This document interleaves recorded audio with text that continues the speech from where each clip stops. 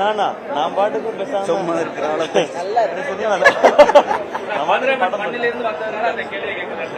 படம் பண்ணுவோம். இப்ப படங்கள்ல எல்லாருமே அரசியல் பேசிட்டு தான் இருக்கும்.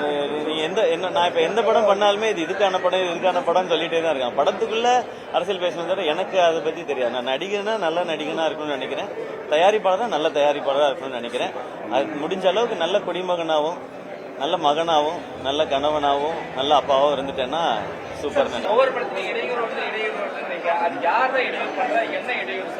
அதான் இப்போ இது நிறைய பேர் கேட்குறாங்க அது யாருன்னு தான் சொல்லப்பான்னு.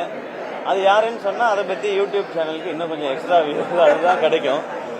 இதை சொல்றதுக்கு காரணம் நான் இன்னொருத்தரை குறை சொல்லணும் அப்படின்றது இல்லை. இங்க எவ்வளவு பெரிய விஷயத்தை தாண்டி கடந்து வரணும் தான். மேபி இந்த கேள்வி வருதுன்னா அதையே சொல்லாம தவிர்த்துக்கிறது ஈஸி தான். அந்த மாதிரி தடைகளை தாண்டதுன்றது இப்போ மேம்லாம் பாத்தீங்கன்னா அவங்களுடைய 48 வருஷம் இந்த இண்டஸ்ட்ரியில இருந்திருக்கிறாங்க.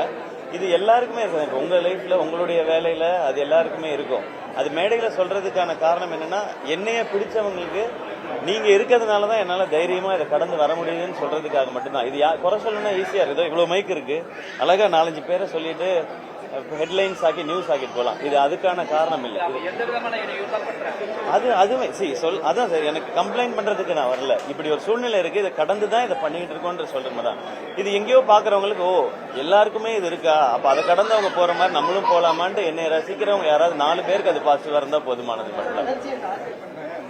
அது எல்லா துறையிலுமே எல்லாருக்குமே இருக்குது. அது எல்லாருமே தொடர்ந்துகிட்டே தான் இருக்கு. நம்ம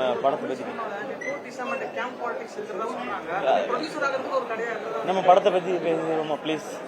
கஷ்டப்பட்டு எடுத்திருக்கோம். இவங்க எல்லாருமே கூப்பிட்டு வந்திருக்கேன். நான் இன்னொரு நாள் இதுக்கு எல்லாத்துக்குமே பதில் சொல்றேன். இல்ல அப்படி எல்லாரையும் பிடிச்சிட்டா எல்லாருக்கும் மன தேவையும் இல்லாம போயிடும். மோனப்பள்ளியும் ஆயிடக்கூடாது இல்லையா? கொஞ்சம் எவ்வளவு பேருக்கு பிடிக்க வைக்கிறோன்றதுதான் நம்ம சினிமால இருக்கிற. நான் எப்பவுமே அப்படிதான் பார்ப்பேன். இப்ப உள்ள 500 பேர் படம் பார்த்தாங்க. இதுல ஒரு 400 பேரை தாண்டி படம் பிடிச்சிருச்சுன்னா அது பிளாக் பஸ்டர் படம். அதுதான் பிளாக் பஸ்டர். நன்றி மக்கள் அப்படி. இது மட்டும் தான் நான் பாக்குறேன். 500க்கு 500ஐயும் பிடிக்க வைக்கின்றது ரொம்ப ரொம்ப கஷ்டமான விஷயம். அதுக்கு முயற்சி செஞ்சுக்கிட்டே தான் இருக்கிறோம்.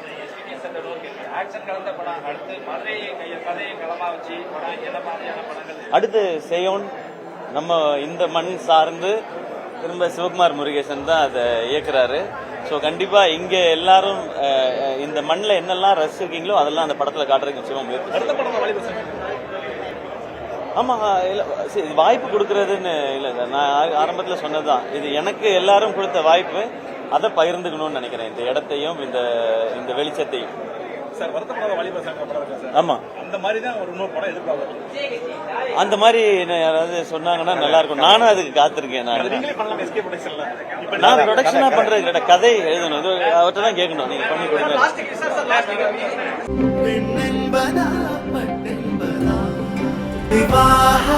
மணப்பெண்ணின் பிரத்யேகமான திருமணம் விவாஹா தி சென்னை சில்க்ஸ்.